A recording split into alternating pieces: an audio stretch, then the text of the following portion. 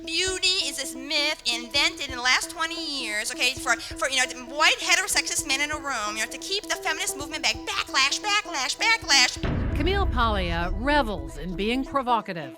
She calls herself an anti-feminist feminist, a transgender person, critical of some transgender fights.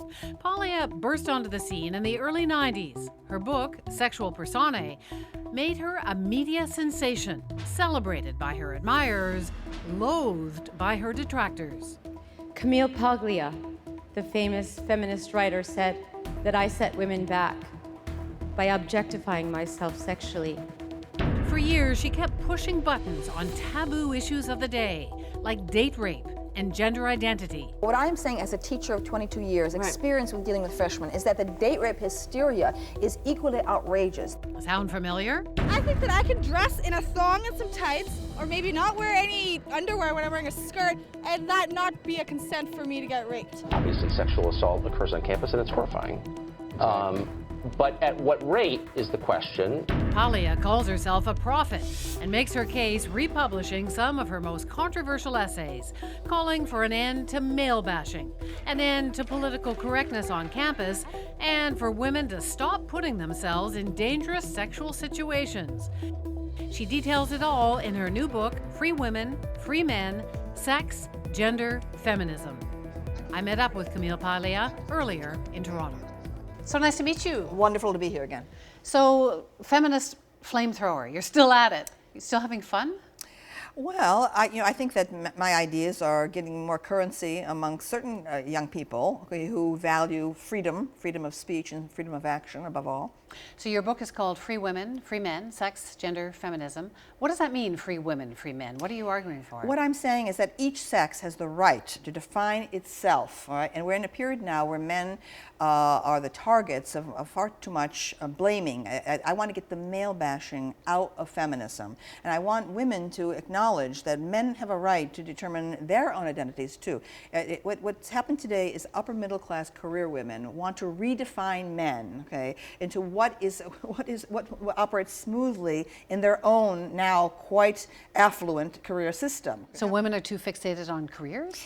I'm saying that life is dual, okay, and that in the Anglo-American world, okay, there has been a shift toward looking at your job as a definer of your identity. Once there was the world of women and the world of men. That is not our world right now. But I'm saying, women, stop blaming men for your feeling of unhappiness. Okay, what's happened is you've lost that old era, okay, where there was elder care and infant care and cooking and doing the laundry. Everything was together. Women were together for tens of thousands of years. Right? So you want women to go back to doing the laundry? Absolutely not. I'm saying stop blaming men.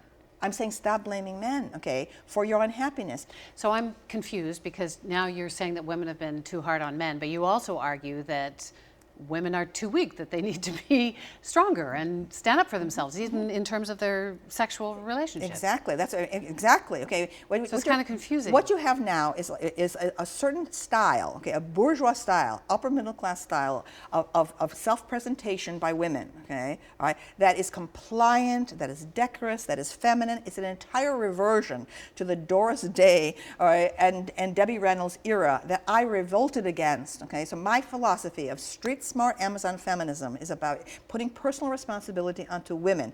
Every single moment of every day, okay, you have a responsibility to project to men and to other women what you will tolerate and what you will not. Stop looking to daddy figures and mommy figures, okay, on grievance committees and so on, or the government, okay, to get you out of jams. Life is difficult, okay, step up to the plate. You don't think there's a problem with sexual assault? Because a lot of women are coming forward now, no. In cases of real rape, of course should be prosecuted. Of course, real rape, okay, is a crime. But this is not real rape. We've been arguing about dating encounters with miscommunications now for decades. Okay, it's absolutely infantilizing to women. It must stop. But you know that a lot of women are afraid of sexual assault or have been sexually assaulted. Should they not be able to go and drink and play beer pong and get drunk like the guys do? Like, they live in fear. If you go to a fraternity house party, all right, with a chaos going on in the living room area, and a young man says to you, "Would you like to go up to my room?" I'm sorry, okay? You are consenting to sex. He is right to think you have consented, okay? To go up there and so change your mind and so on, right? It's not right, of course, for anyone to impose themselves sexually on another person, naturally, okay? But women must realize they are now free. The sexual revolution has been won. It's up to them to decide what do they want. And I say, act like a gay man does, okay? Many gay men have horrible experiences, okay, and so on, but they want sexual adventure. Why are we coddling young women, okay, to say, go on being, children, because mommy and daddy will be there to pick up the pieces for you afterward. I guess the argument is made that shouldn't men be afraid of the consequences of not getting consent? We have laws on the books, okay, against rape, okay. But the point is, right now, okay. But everybody in that world will tell you it's almost impossible for women to have the strength to come forward to make the case and so on. Oh Lord, okay. We're going to go on like this, making endless excuses for middle-class girls, okay, confused, unsure of what they want, okay.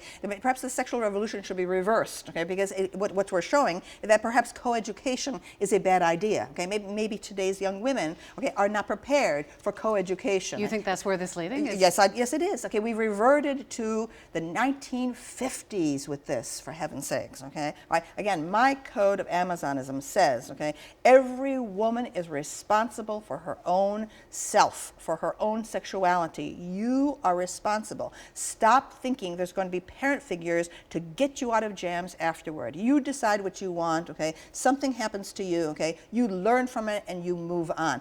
The other huge debate on campus these days, of course, is political correctness, and people who are seen as extreme right-wing are being banned from speaking, or there's protests. Where do you stand on that? I'm extreme free speech militant. Okay, so anybody can preach hate, and they should be welcomed onto campus? Well, that was a loaded question. You said preach hate. What does that mean? Okay, I say in the introduction to the new book, okay, Free Women, Free Men, I say that with the freedom to love, okay, must also be balanced by the freedom to hate, okay? Anyone may express through words, okay, hate, okay? It is when hate passes over into action, okay, that the law should intervene, okay? Merely expressing a negative opinion of gay people, for example, and I'm speaking as a lesbian, okay, is not hate speech. I want this idea of hate speech, okay, to be dropped completely. You've been quoted saying that the transgender bathroom bill actually helped get Trump elected, that there was a backlash against that. Really? Yes, it was in the closing months, okay, of the campaign, and all of a sudden the Obama administration blundered into that, okay, and that seemed to crystallize exactly this kind of top to bottom movement that's been going on in the United States. People just had enough, okay, of a bunch of urban liberal Democrats deciding what's best, okay, for bathrooms in rural and communities across the United States, and it was too far. It was too much. They were trying to reinterpret, okay, a law that's been on the books, for decades, okay, Title IX, to redefine what gender is, okay, the meaning of gender. So do you think those bathrooms are wrong? No, I think it's a great step forward to have gender-neutral bathrooms. I mean, after all, we have them on planes and so on.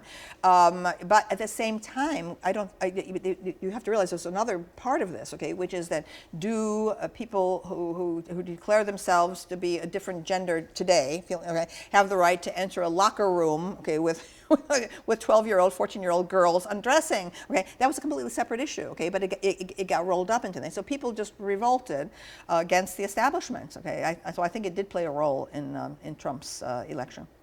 It's fascinating because you've been writing about not bathrooms, but you've been writing about gender identity issues forever. Exactly, because I consider myself transgender. I have never identified at all with being a woman. That is in fact, that is the inspiration, really, of my work. I was the first person to be writing about androgyny. That was the subject of papers in college, of my dissertation, Sexual Personae. The whole thing is about androgyny, okay? And I am kind of an alien being in gender terms. So isn't it a good thing then that people are having these discussions? No, I think the current transgender movement is full of confusion. Okay, I think that my philosophy, okay, of personae, okay, is much broader. Okay, I have much more to say about being a dissident, a gender dissident, than the current rhetoric does. Okay, I'm saying that many transgender people, right, who believe that their sense of alienation is coming simply from the gender issue, may be mistaken. Okay, that they may be dissidents in many other ways. So I'm very concerned, okay, about a rush, okay, by so many young people to modify the body, okay, to take hormones where they may have unexpected consequences in later life, to make permanent changes in the body, to have breast removal and penis removal so early on. Okay, I offer a far more fluid and flexible, a position in regards to transgender, the transgender critique of the gender system. So where's it going to go? I don't know, but I'm asking for, I don't want special protections for gays or transgender. I'm saying there should be protections for all dissident behavior and speech. Dissidents of every kind, okay? That is the way the law should go. Before we sat down, you told me that you were getting a little older and slowing down. You don't seem like you're really slowing down. It's Italian DNA, I think. It's been so great to talk to you. Well, thank you so much. Thank you.